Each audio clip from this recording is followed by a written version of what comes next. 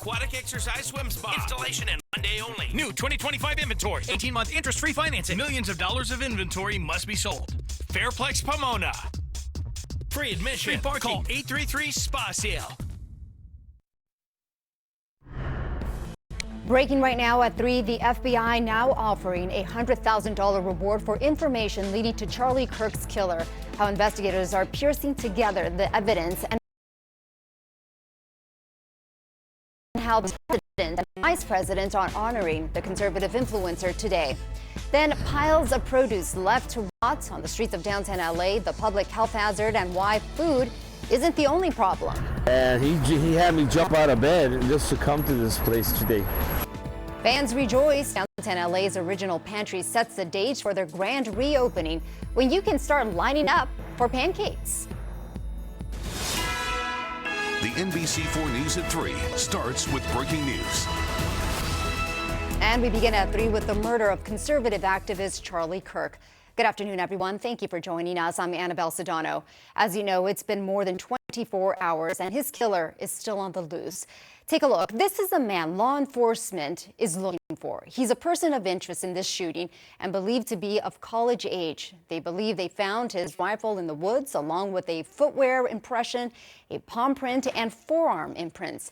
Our Conan Nolan is following all of these developments from the newsroom. Conan. That's right. So the fact that a news conference had been scheduled but was canceled may be a good sign. And in fact, investigators in Utah indicate that their search of the gunman is making quick progress. They have a photograph and now a $100,000 reward for information leading to the arrest of the man who murdered popular political activist Charlie Kirk.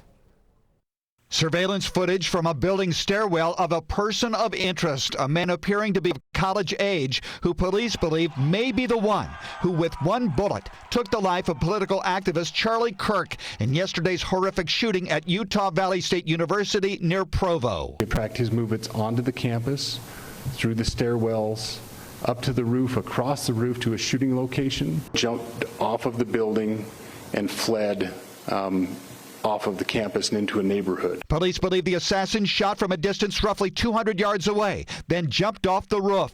Investigators were able to recover a high-powered bolt-action rifle in a nearby wooded area adjacent to a neighborhood.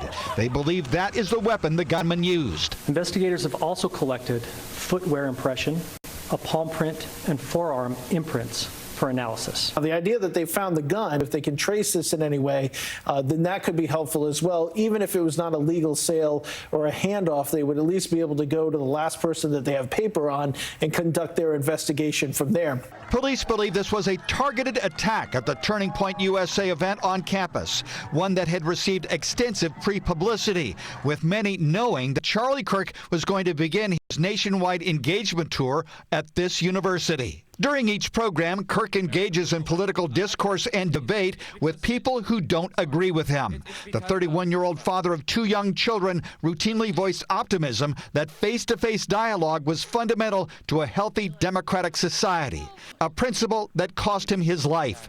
President Trump moments ago saying he had contacted Kirk's wife, Erica. We had a long talk, and she's devastated.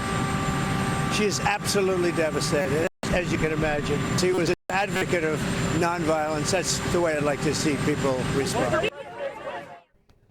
The president blamed the radical left in his terms for terrorism. Again, his quote after the killing.